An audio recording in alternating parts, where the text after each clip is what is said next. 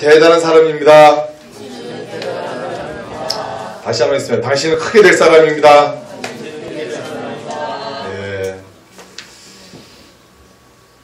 요즘 목사님들 만나도 그렇고 또 전도하다 보면 주된 말을 듣는 게 뭐냐면은 목사님 어떤 분이 대통령이 될 것 같습니까?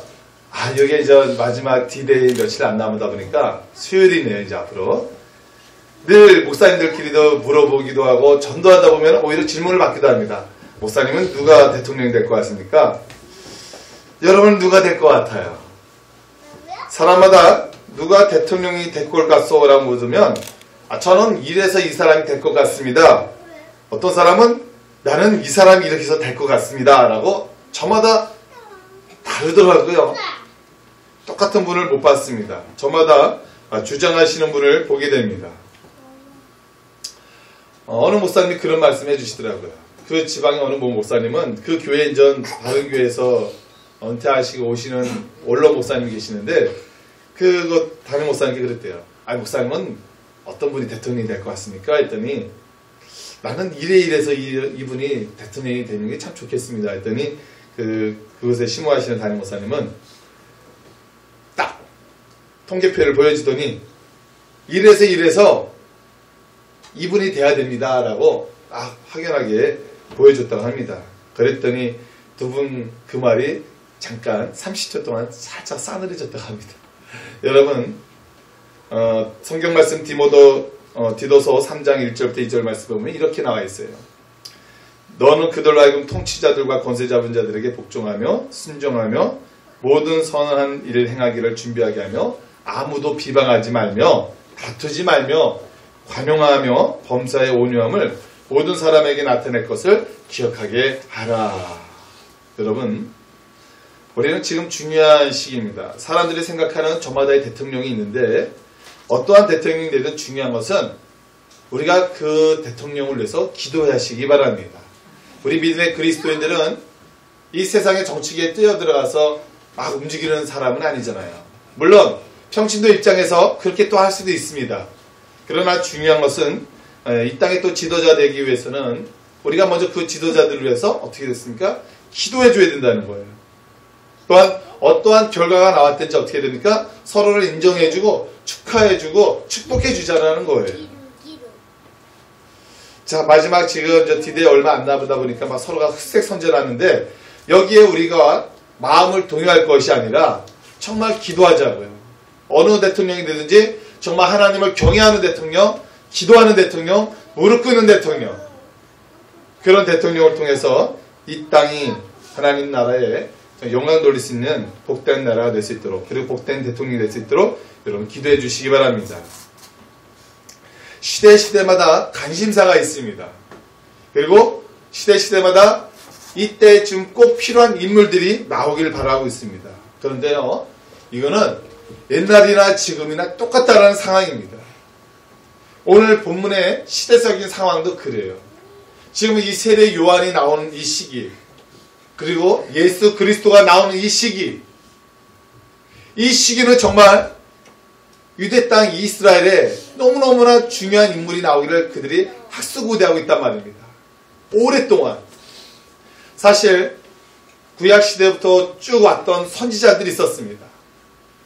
너희가 그날에 해방이 될 것이다. 그날에 너희에게 메시아가 나타날 것이다. 너희들의 그날에는 너희에게 진리를, 자유를 어둠에서 벗어나게 할 것이다. 그런데 이게 웬일입니까? 마지막 선지자였던 말라기 이후 400년간요. 이스라엘에는 암흑의 세계입니다. 암흑의 세계.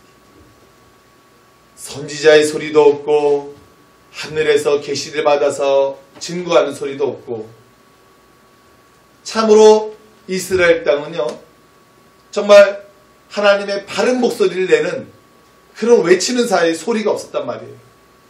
그나마 구약시대에 하나님께서 계속해서 보내주었던 선지자들을 통해서 때로는 양심의 찔림을 받기도 하고, 그래, 우리가 이렇게 살면 안 되지, 이 나라가 이렇게 흘러가면 안 되지 라고 그나마 그래도 하나님의 말씀을 전해주는 선지자들이 있었는데, 이 400년 동안에는 깜깜무소식이라는 거예요. 그 안에 이스라엘은 어떻게 했습니까? 로마의 식민지 통치를 받게 되었고요.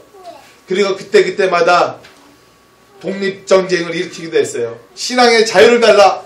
우리는 이렇게 살아갈 것이다.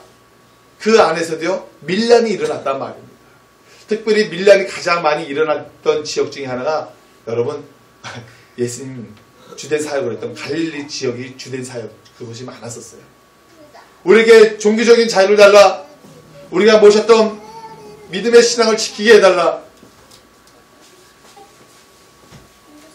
특별히 로마가 이스라엘에 대해서 식민지 정치를 강화하면서 뭘 더 집중적으로 했냐면 자꾸만 그 땅에서 정치적인 종교적인 반란이 일어나기 시작하니까 너희들의 종교성, 너희들의 신앙을 지키는 것은 인정해 주겠다.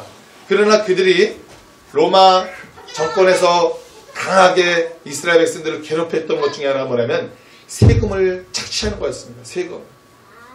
그러니까 이스라엘 백성들은 힘들었던 거예요.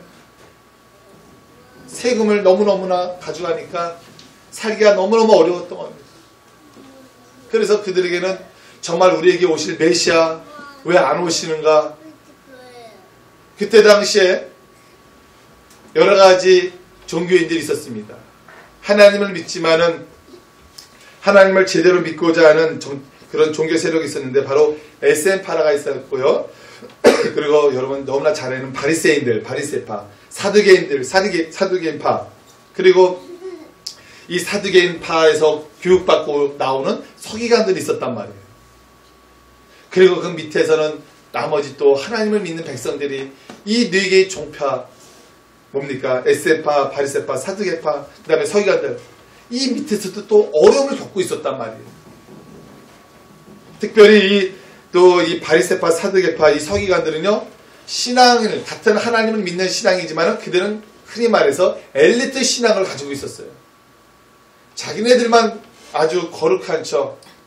그리고 그들은 당시 로마의 정부와 결탁이 되어 있었기 때문에 나름대로 신앙의 신분을 유지하면서 그들에게 또 도울 건 도와줬단 말이에요. 그러나 그 중에 에센파라는 이 파는 이 광야, 이스라엘에도 광야가 많단 말이에요. 이 사막 같은 광야. 그런 동굴이 있어요, 동굴. 그런 데서 그것을 쿰난 공동체라고 하는데요. 그곳에서 그들은 진짜 빈들의 불, 그거 뜯어먹으면서 그들의 신앙을 지키기에 아주 열심을 다했단 말이에요. 금식도 하고, 금욕적인 생활도 하고, 우리는 신앙을 이렇게 지켜나가겠다. 그러면서 그들은 하나님 오실 메시아를 기다렸고요. 그 다음에 바리새인이나 사두개파, 이 서기관들은 솔직히 그들에게는 메시아가 오기는 왔으면 좋겠지만은 그렇게 다급하지는 않았어요. 왜요? 로마 정권과 서로 결탁되어서 생활하기 때문에 이 신분적인 위치에 보장되어 있었고, 그 다음에 생활하는 데 어렵지 않았단 말이에요. 그리고 일반 백성들을 가르치는 입장으로서 그들은 부족함이 없었단 말이에요. 그래서 이들에게는 메시아가 오면 좋겠지만은 아직 강렬한 열망이 없었단 말이에요. 오직 강렬한 열망을 품고 있었던 사람은 민생들이란 말이에요. 일반 백성들이란 말입니다. 이 사람들은 일반 종교인들에게도 어려움을 당하죠. 또 로마 정권에서도 세금을 닥치당하니까 어려움을 겪고 있죠. 도대체 우리를 진정한 하나님의 믿는 백성으로서 우리를 해방시켜 줄 자가 과연 언제 오는가? 메시아가 언제 오는가? 속 시원하게 좀 해줄 수 있는 그런 사람이 필요했단 말이에요. 그때 당시에 바로 오게 된 사람이 누구였냐면은 이 바로 마지막 선지자 바로 세례 요한이 등장했단 말이에요. 우리 시대에도 정말 세례 요한같이 예수 그리스도 앞서 정말 이 시대에 과감하게 바른 소리하는 사람을 때로는 이 시대는 원하고 있습니다. 어떻게 보면 오래된 구태의연한 때로는 이 잘못된 거에 대해서 어떻게 보면 젊은 사람들은 새로운 것을 원할 수도 있을 것입니다. 새로운 인물을 뽑기를 원할 수도 있을 것이에요. 그러나 그것이 정말 새로운 건가? 아니라는 거죠. 이 세례 요한은요, 당시에 왜 획기적인 인물이 되었냐면 사실 이 세례 요한은 광야에서 활동했습니다. 그러니까 광야에서 활동했으면 이 에센파에 어떤 주된 영향도 있을 수 있을 것이에요. 왜? 그들이 주로 광야에서 생활했으니까. 이 광야라는 것은 여러분 생각을 해보십시오. 여러분 이 이스라엘 성지를 안 가보신 우리 많은 분들 많잖아요. 그러나 여러분 일반 모래사장을 많이 가봤을 거예요. 그렇죠? 아무것도 없는 이 모래사장, 이 떼한볕 뜨거운 것, 딱 거기를 생각하면 좋습니다. 광야가 얼마나 뜨겁습니까? 물론 쉴만한 공간은 동굴은 있어요. 그러나 거기는 한적합니다. 어떻게 보면 또 못된 짐승들도 있어요. 그런데 이 세례 요한이 그곳에서 외치기 시작을 했어요. 그가 도시로 들어가가지고 도시 사람들에게 종교, 정치, 사회문화 각 분야에 있는 사람들에게 외치는 것이 아니라 그가 복음을 외치는 곳은 어디였냐면 광야였단 말이에요. 광야. 그러니까 그들이 세례 요한의 하나님의 말씀 메시지를 들으려면 어디로 와야 됩니까? 광야로 와야 됐어요. 때 묻은 도시로부터 나와야 됐고요. 세속적인 이 물든 그곳에서부터 나와야 됐습니다. 그리고 세례 요한이 얼마나 대단했냐면은 모든 사람들, 사회의 고위 관직부터 시작해서 일반 백성들에게까지 회개에 합당한 열매를 맺으라고 회개하는 설교를 했단 말이에요. 회개하라, 천국이 가까이 왔느니라. 회개하라, 천국이 가까이 왔느니라. 야, 400년 동안 깜깜했던 이 이스라엘, 이 유대 땅에 드디어 한 줄기의 빛이 다시 나타나기 시작한 거예요. 진리의 말씀을 선포하는 소리가 나타나기 시작한 거예요. 정말 우리의 영혼을 깨우는 소리가 나타나기 시작한 거예요. 정말 아무도 건들 수 없는, 때로는 일반 백성들은, 저 종교 지도자들은 저들이 타락했는지 부패한 걸 알고 있으면서도 바른 소리 하지도 못했었는데 이 세례 요한이 종교 지도자들, 사두개인, 바리새인, 서기관들에게도 뭐라 그랬습니까? 그들이 다 나오는데 독사의 자식들아, 누가 너에게 일러 장차 올 친노를 피하라 하겠느냐? 아무도 저 종교 지도자들에게 정말 할 말을 하고 싶었는데도 하지 못한 그 말을 저 세례 요한이 그냥 정정당당하게 확신 있게 내뱉는 거예요. 와, 저분이 선지자다. 일백 백성들이 그 소리를 한 겁니다. 그것뿐이겠습니까? 이 세례 요한의 정말 바른 진리의 소리를 하니까 각계각층의 사람들이 드디어 몰려들기 시작하는 겁니다. 여러분, 진리를 외칠 때는요, 처음엔 비웃을 수가 있습니다. 우리가 전도할 때 너나 믿으세요. 난 됐어요. 불교하고 기독교는 서로 싸워서 안 돼요. 교회만 갔다 하면 안 좋은 일이 일어나요. 우리가 영혼을 전도할 때 여러분 얼마나 또 방해하는 세력들이 많이 있습니까? 여러분, 우리가 정말 이 자리에 모인 분들, 우린 정말 대단한 사람들이에요. 보이지 않는 하나님을 믿는 여러분들이란 말이에요. 저와 여러분들이에요. 예수가 하나님이라고 믿고 고백하는 자들이란 말이에요. 하나님이 이 땅에 예수가 되어서 성육하신 하신 것을 우리는 믿는다는 사람들이에요. 여러분 믿음이 보통 사람입니까? 우리의 믿음은 대단한 거예요. 세상 사람들은 실체를 보여달라 그래요. 야, 하나님 어딨어? 하나님 보여줘. 그러면 내가 갈게. 근데 우리는 하나님 우리의 실체 눈에 보이지 않지만 우리는 하나님이 있다라고 믿고 고백하고 여기 모였습니다.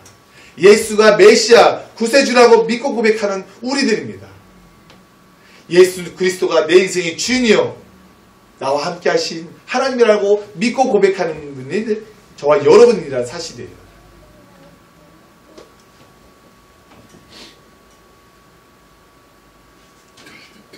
유대 땅에 바리새인들, 사두개인들, 서기관들 나름대로 지적으로는요 성경 말씀을 아주 그냥 박사의 박사들이에요. 박사들.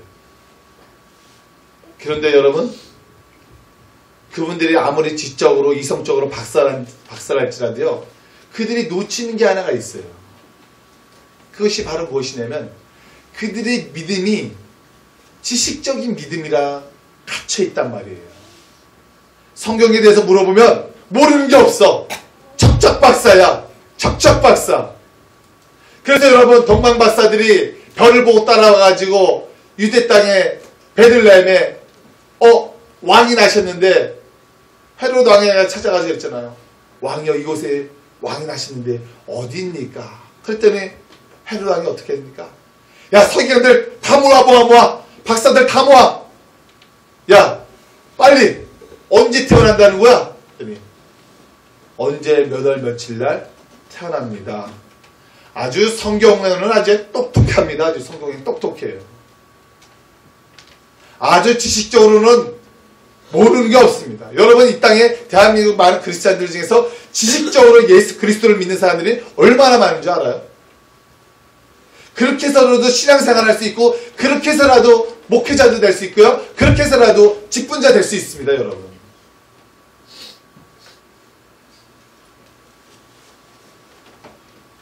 우리가 회개해야 될 것이 바로 여기에 있어요. 세례 요한이 그 많은 지식적으로 아는 그리스도인들, 지식적으로 똑똑하다는 사두개인들, 바리새인들, 서기관들에게 뭐라 그랬습니까? 이 독사의 자식들아, 너희에게 일러 장차 올 진노를 피하냐? 회개에 합당한 열매를 맺으라 했습니다. 회개에 합당한 열매. 이거는 여러분, 이 세례 요한이 당시에 있는 그 엘리트 종교인들에게만 말을 하는 것이 아닙니다. 여러분, 우리에게 말을 하는 거예요. 우리 이 땅의 종교인들이라고 하는 우리에게, 예수 그리스도를 제대로 믿는다고 하는 우리에게 독사의 자식들이래. 독사의 자식들. 우리 보고 회개에 합당한 열매를 맺으라고 합니다. 그러니까 그들도 마음의 양심이 찔리죠. 양심이 찔립니다. 언제 지식적으로는 여러분, 오늘날 한국교회가 60년대 70년대에는 불러 성령의 불러 외치다가 80년대 90년대에는 제자화 공부를 시켜를 통해서 많은 그리스도인들을 기도하는 사람을 모아하는 사람으로 바뀌기 시작하면 공부하는 그리스도인으로 바뀌었습니다. 그런데 거기서 놓친 게 뭐냐면 기도의 영성의 줄기를 놓쳤어요. 60년대 70년대에는요, 불러 해가지고요, 삼각산마다 기도원마다요, 교회마다 부흥할 때마다 엄청나게 한국교회에 성령의 불이 일어났다고 합니다. 여러분, 성령의 불이. 그래서 말씀은 잘 많이 몰라도 새벽 기도, 금요 기도에 올철야 기도하는 운동에는 다들 앞장섰다고 합니다. 그러니까 갖가지 은사 받죠. 정말 하나님의 축복 받죠. 그런데 이 기도의 불기가 계속해서 불타올라야 되는데 성경 공부, 제자와 여기에 그만 쓱 꺼지고 말았답니다. 많은 것이. 한편으로는 내면의 성숙을 이룰 수 있는 좋은 성경 공부인도 불구하고 이 성경 공부 제자와 이 기도의 불기가 함께 불타올라야 되는데 기도의 불기는 점점 내려오기 시작하고 성경 말씀은 점점 올라가니까 이 많은 한국의 그리스도인들이 머리는 점점 하나님 말씀으로, 심지어 여러분 평신도들이 헬라어 히브리어까지 성경 공부까지 전문적인 지식까지 공부하는 곳까지 생기기 시작했어요. 좋다 이거예요. 나쁜 건 아닙니다. 가르쳐야죠. 배워야죠. 그런데 기도의 줄기가 약해졌단 말이에요. 그러니까 어떻게 되는가? 설교를 듣더라도 비판적으로 느끼기 시작하고 내 이성적으로 생각하기 시작하고 비판, 분석, 여기에 이제 많이 능란해지기 시작한다는 거예요. 뭐만 많아지기 시작했어요? 성경 공부해서 말씀은 많이 지식적으로 알았는데 그 안에는 몸이 건조한 신앙인으로 이 대한민국 많은 그리스도인들이 변해가고 있다는 사실이에요. 안타까운 거죠. 성경은 많이 알되 똑같이 우리도 바리새인 되고 사두개인도 되고 서기관지 되어가고 있다는 이 한국교회의 현실. 그래서 다시 한번 그게 나쁘다는 건 아닌데 더 강력한 힘의 그리스도인이 되기 위해서는 뭐가 뒷받침되어야 되는 거예요? 기도의 줄기가 뒷받침되는 거예요. 기도. 여러분 기도할 때는요 하나님의 말씀을 통해서 그 말씀이 더 분별력 있게 지혜롭게 깨닫게 준단 말이에요. 기도함으로 말미암아 교만했던 그리스도인들이 지식적으로 했던 그리스도인들이 겸손한 그리스도인이 되고요. 하나님의 성화된 성품으로 그리스도인으로 변화되어 간단 말이에요. 그런데 이걸 못했다는 거예요. 이 당시에 이 그리스도인들이 기도를 하더라도 금식을 하더라도 어떻게 됐냐면 형식적으로 하게 된 거예요. 형식적인 11조, 형식적인 예배생활, 형식적으로 말씀 있는 생활, 사람들 보는 앞에서 의롭게 보는 앞에서 기도하고. 그러니까 예수님께서도 이 사두개인 바리새인들 서기관들에게 뭐라 그랬습니까? 똑같이 질타를 했잖아요. 이 독사의 자식들아, 너희가 회개하라. 천국이 가까이 왔느니라. 사랑하는 여러분, 세례 요한이 당대에 정말 그동안엔 암흑같은 그 시대에 물론 종교의 자유를 달라고 하고 나름대로 밀란이 일어나기도 했지만은 세례 요한만큼 정말 확실하게 사두개인 바리새인 서기관 또 정치 문화 사회 경제 그 모든 사람들을 두려워하지 않냐고 광야에서 당당하게 외칠 때 여러분 진리가 선포되는 곳에 사람들이 모이게 될 줄 믿습니다. 모이게 돼요. 처음에는 그것이 아닌가 싶지만은 진리가 선포되는 곳에는요 사람들은 모이게 되어 있어요. 그런데 놀라운 것은 잘못된 진리를 선포하는 곳에도 사람들은 또 모이게 되어 있어요. 저 신천지 이만희가 보혜사 성령이라는 저 잘못된 곳에도 그렇게 오랫동안 교육을 시키니까 어떻습니까? 사람이 모이잖아요. 거기만 그랬습니까? 안산홍이가 하나님이라고 그래가지고 저 하나님의 교회도 모이잖아요. 통일교회도 모이고요. 이 땅에 잘못된 교주들이 자칭 하나님이라고 하는 그 잘못된 교육하는 곳에도요 사람이 모입니다. 그러나 성경 말씀에 그렇죠. 말세 내 이름으로 내가 주여 주여라고 하는 곳마다 내 이름을 장사하는 곳이 많다 그랬습니다. 내 이름 가지고 장난치는 곳이 많다 그랬습니다. 여러분 거기에 미혹되지 마시기 바랍니다. 세례 요한이 이렇게 당당하게 말을 하니까 드디어 사람들이 모이기 시작하고 그 사람들이 모이는 그 층에는요 다양한 계층들이 모이기 시작하는 겁니다. 어떤 사람들이 모이기 시작합니까? 여러분 다 같이 10절을 한번 읽어보겠습니다. 다 같이 누가복음 3장 10절입니다. 시작. 여러분 이 무리에는요 다양한 계층이 있다는 겁니다.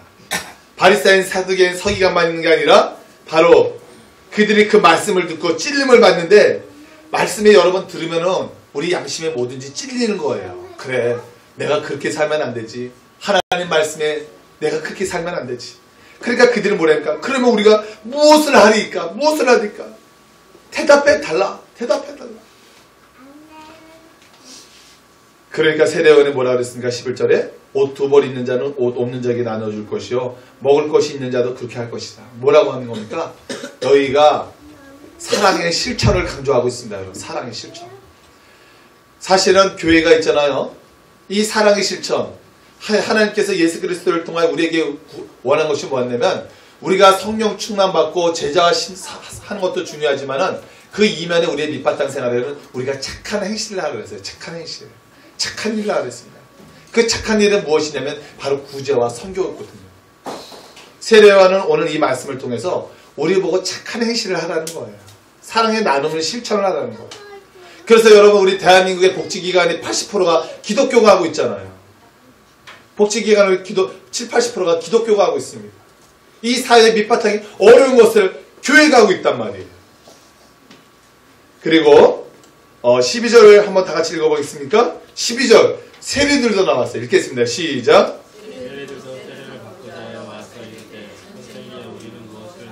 자, 세리들도 나왔어요. 여러분 당시 세리는요 이 로마 정치에 결탁해가지고 세금을 걷는 자들이 있습니다. 그렇기 때문에 이 세리들은요 그 로마 정부가 원한 세금 외에 또 얼마나 걷는지 아십니까? 자기네들의 세금을 생계를 유지하기 위해서 더 일반 백성들에게 더 많이 뜯어내기 시작했단 말이에요. 그러니까 일반 백성들이 저 세리를 뭐라고 합니까? 죄인들이라고 그랬어요. 그래서 저 세리병만 피했단 말이에요. 여러분 세리를 어떻게까지 생각했냐면은 여러분 너무나 잘하는 사람 있죠. 뽕나무 하면 누굽니까? 삭개오. 아 그래요. 삭개오가 그러잖아요. 그가 예수 그리스도를 영접한 다음에 그가 예수님 말하지도 않는데 예수님께 그랬잖아요. 예수님, 내가 사람들로 하여금 정말 하나라도 치운 게 있으면 내가 4배로 갚겠나이다. 당시 세리들이요, 그만큼 일반 백성들을 아주 악착같이 뜯어냈단 말이에요. 같은 동족에 대해서. 그러니 같은 동족이라도 세리를 좋아했냐고요. 싫어하죠.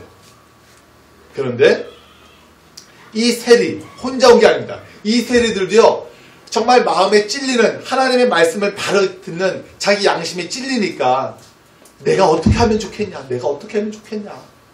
뭐라고 했습니까? 13절 다 같이 읽겠습니다. 시작. 그래요, 여러분. 더 부과된 것 외에는 거두지 말라. 너희들 욕심 때문에 걷는 거 아니냐. 어쩔 수 없이 로마 정부에 세금을 걷는 사람도 있어야 되겠지만 너희가 더 거두지 마. 일반 백성들 어렵단 말이야. 여러분, 우리가 예수 믿는 사람들의 자기 직업도 마찬가지고 우리 그리스도인으로서 우리가 예수님을 믿고요, 우리가 어떻게 이 땅에서 우리가 그리스도인으로서 살아갈 것인가를 여러분 이거 우리에게 지금 똑같이 질문하는 거예요. 우리가 예수님 믿었다면 우리가 이 땅에 어떻게 살아가는 게 좋겠느냐. 계속해서 술 먹고 흥청망청 살아갈 거냐, 정말 이 세상의 탐욕과 거짓과 부패를 계속하면서 살아갈 것이냐, 어떻게 하면 살아가면 좋겠느냐. 그 해답은 여러분이 알 것입니다. 세리들은 뭐라고 했습니까? 더 거두지 마. 그러면 군인들도 왔어요. 자, 14절 같이 읽겠습니다. 시작.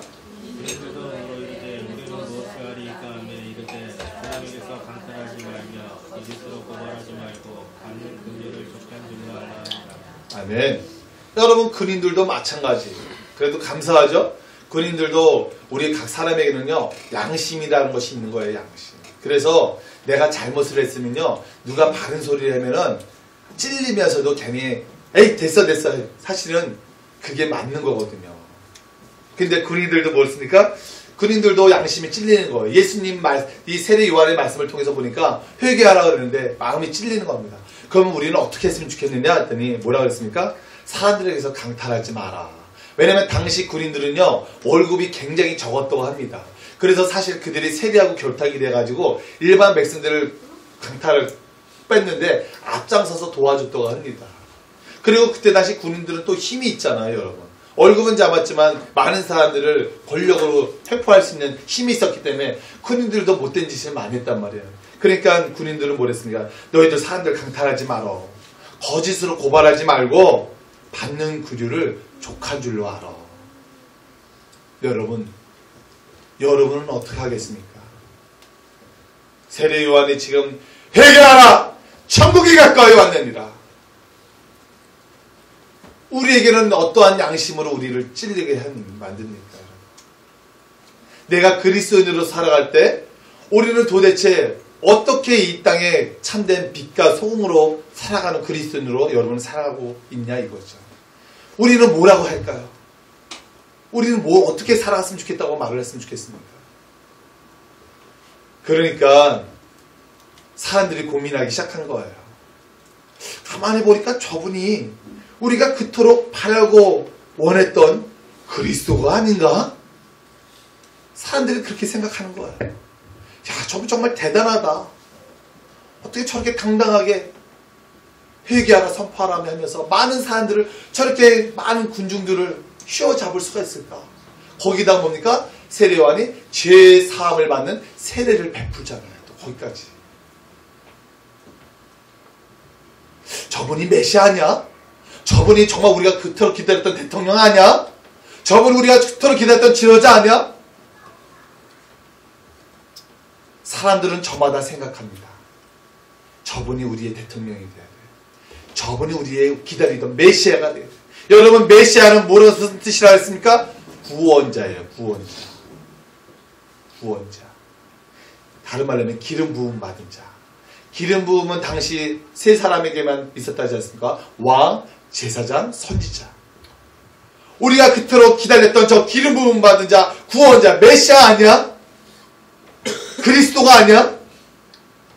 그랬더니 사람들이 저마다 막 수군수군대고 막 그러니까 요한이 대답을 하지 않습니까? 여러분 16절 다 같이 한번 읽겠습니다. 시작.